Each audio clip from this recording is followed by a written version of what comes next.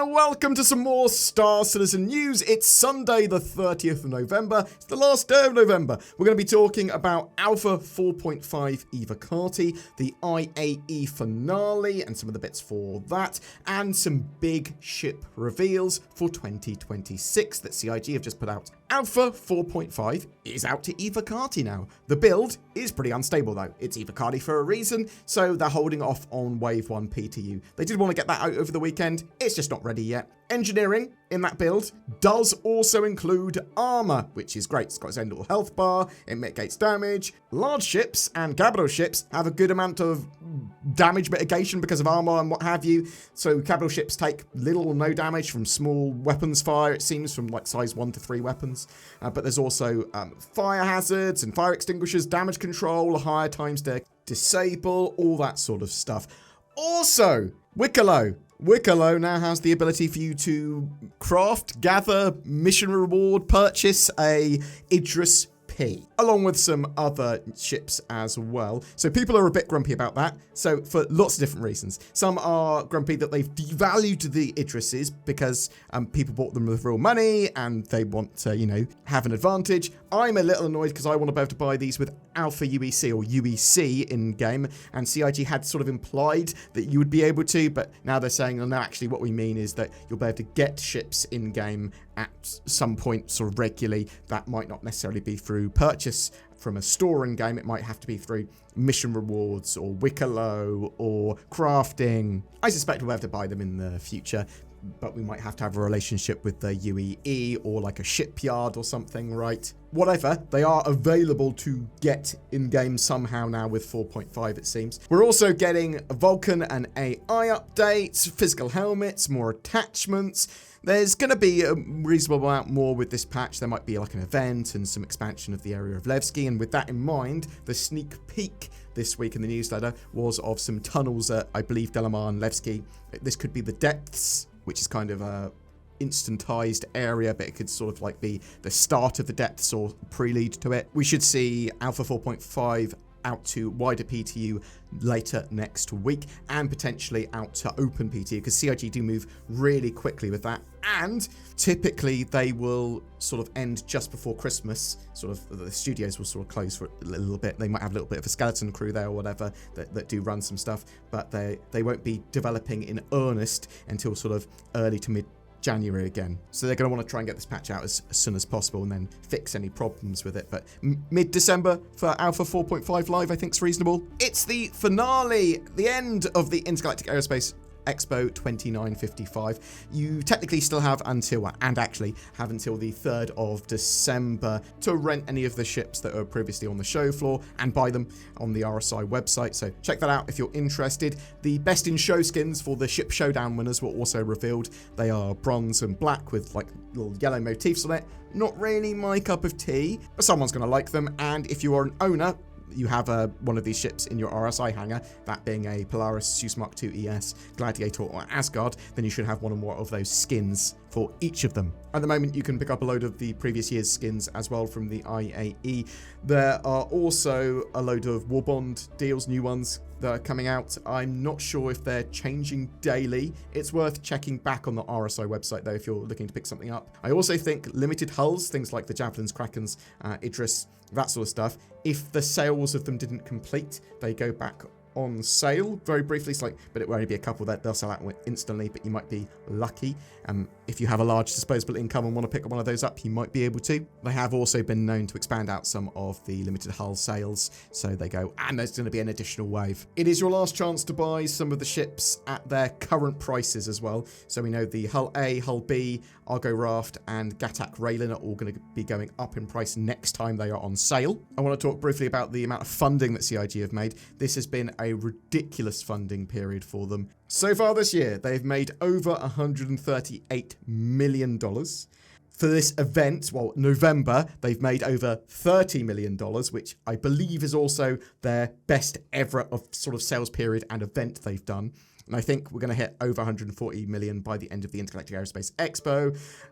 I think they're going to hit over 150 million by the end of the year. This is absolutely smashing their best year, the previous best year of 2023 of 117 million. I think they made 116 million in 2024, but yeah, this is a ridiculous amount of money, and this is partly due to their new ships that they've released: the Drake Golem OX, the Drake Clipper, the Kruger L22 Alpha Wolf, the Greycat MDC, but also limited hull sales like the Idris and Javelin. Talking about the new Drake Clipper that was in that list, we do have an extra giveaway going on for that at the moment, so we're going to be drawing that giveaway on the 3rd of December at the end of the Intergalactic Aerospace Expo. So just comment on any of my videos made during the IAE to be in for a chance of that, and then we'll probably announce it on the 4th of December or so. I'm really interested to know if you've picked up anything during the IAE, or if you're going to be picking up something that's going to turn up in 2026. And with that in mind, there was a ship talk episode that CIG did, and they revealed a load of the ships that are coming in 2026.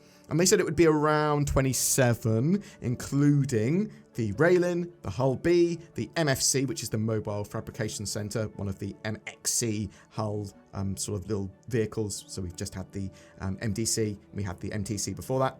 The Ironclads will be turning up, and the command modules. The RSI Galaxy is planned for the Intergalactic Aerospace Expo 2026. There are some new ships as well, entirely new ones. The Aurora Mark II, as well as the gold standard for the Aurora Mark I.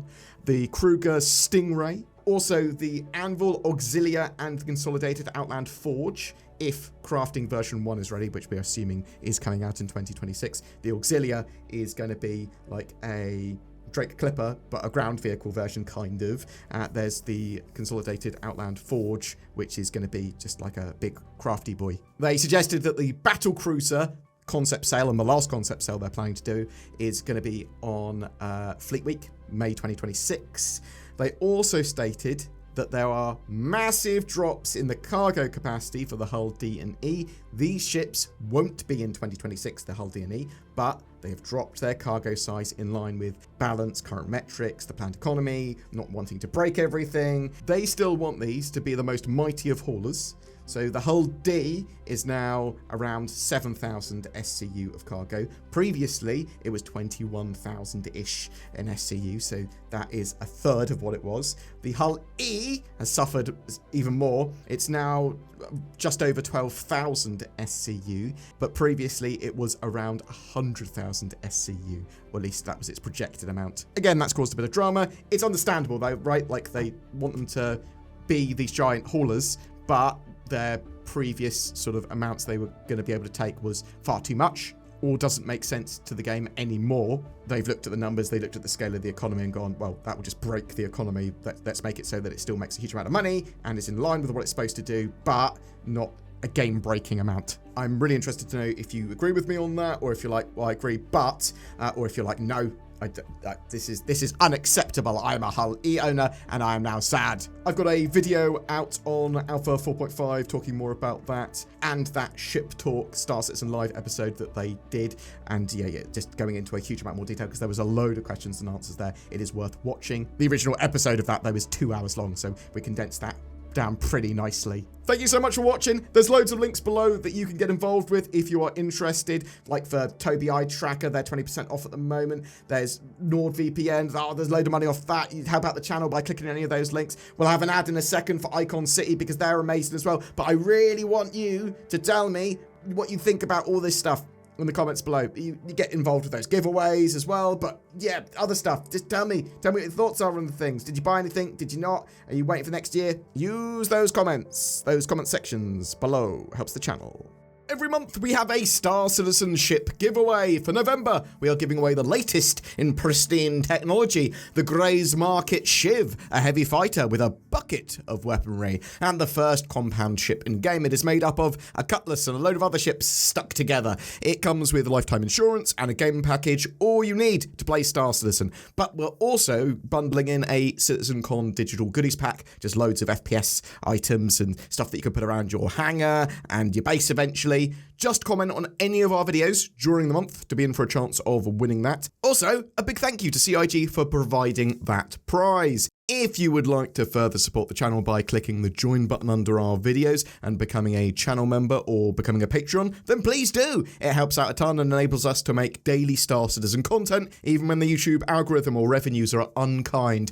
Please don't forget to like, share, subscribe, and click any of the affiliate links under our videos. That helps too. It gives us a little kickback. Share with us your feedback and what you'd like to see. We'll see you in the comments below. Thank you so much for watching to the end of the video.